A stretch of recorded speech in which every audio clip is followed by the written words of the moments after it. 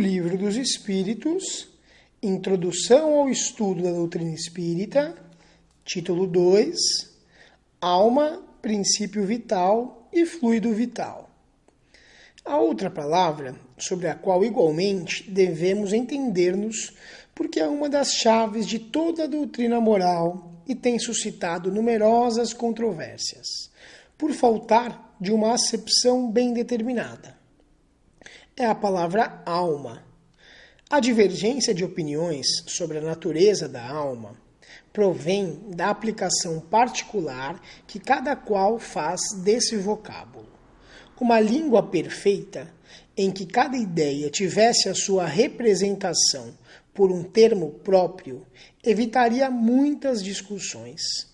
Com uma palavra para cada coisa, todos se entenderiam.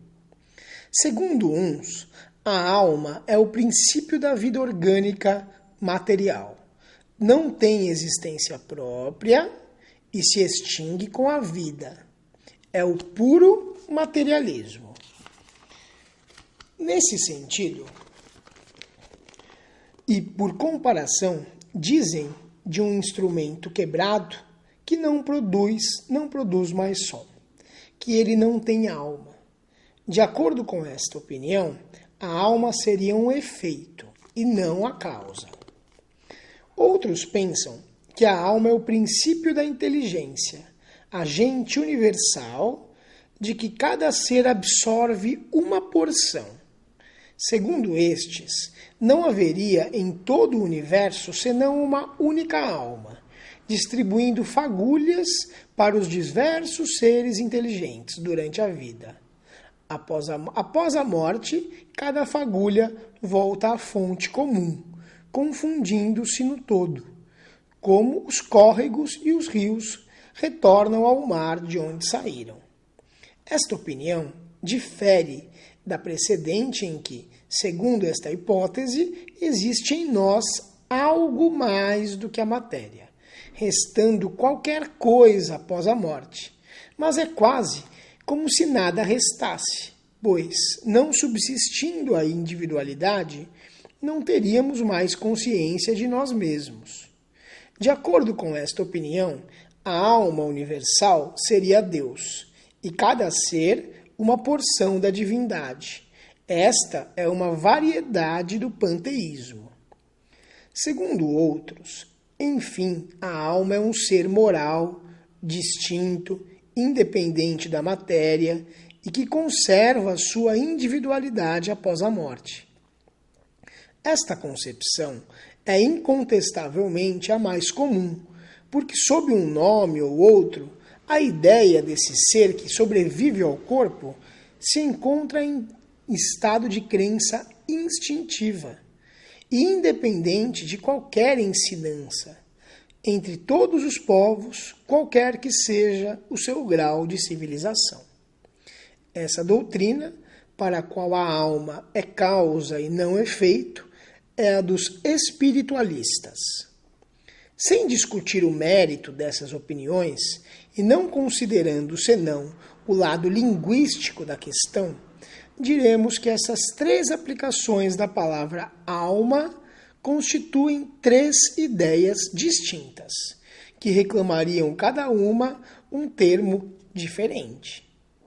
Essa palavra tem, portanto, significação tríplice, e cada qual está com a razão segundo o seu ponto de vista, ao lhe dar uma definição. A falha se encontra na língua, que não dispõe de mais de uma palavra para três ideias. Para evitar confusões, seria necessário restringir a acepção da palavra alma a uma de suas ideias. Escolher esta ou aquela é indiferente, simples questão de convenção, e o que importa é esclarecer. Pensamos que o mais lógico é tomá-la na sua significação mais vulgar, e por isso chamamos alma ao ser imaterial e individual, que existe em nós e sobrevive ao corpo, ainda que este ser não existisse e não fosse mais que um produto da imaginação, seria necessário um termo para designá-lo. Na falta de uma palavra especial para cada uma das duas outras ideias, chamaremos da seguinte forma: princípio vital.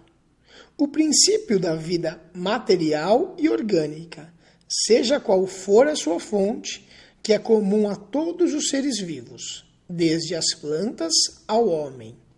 A vida podendo existir sem a faculdade de pensar, o princípio vital é coisa distinta e independente.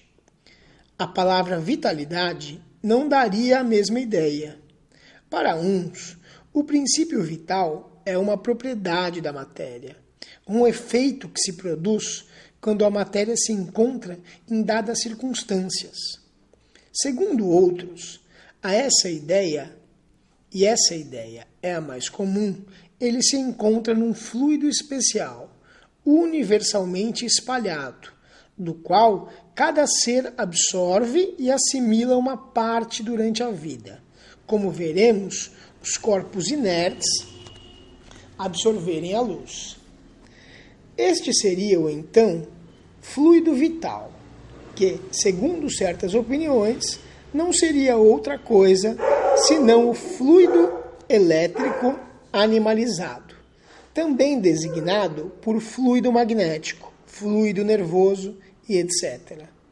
Seja como for, há um fato incontestável, pois resulta da observação, e é que os seres orgânicos possuem uma força íntima que produz o fenômeno da vida. Enquanto essa força existe, que a vida material é comum a todos os seres orgânicos e que ela independe da inteligência e do pensamento. Que a inteligência e o pensamento são faculdades próprias de certas espécies orgânicas. Enfim, que entre as espécies orgânicas dotadas de inteligência e pensamento, há uma dotada de um senso moral especial, que lhe dá incontestável superioridade perante as outras, e que é a espécie humana.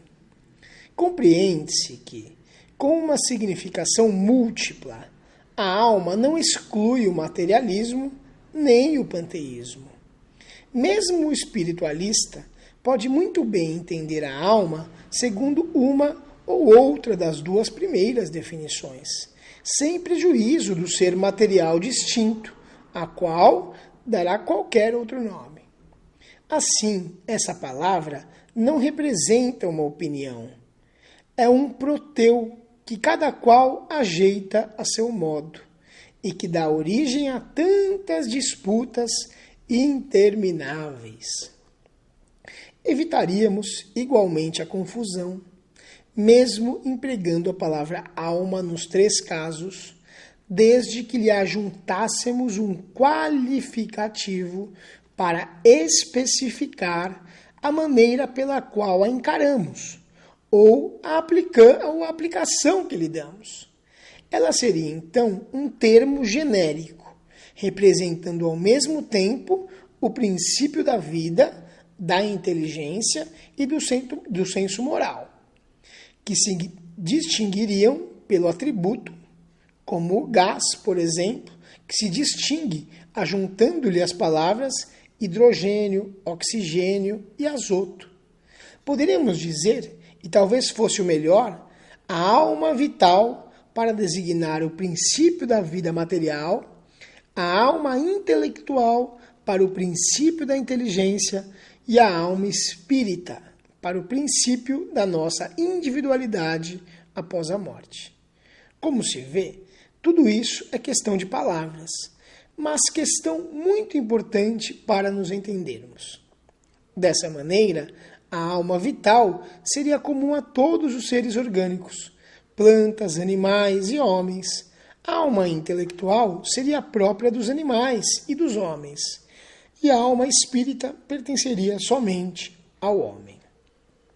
Acreditamos dever insistir tanto mais nessas explicações, quanto a doutrina espírita repousa naturalmente sobre a existência em nós de um ser independente da matéria e que sobrevive ao corpo.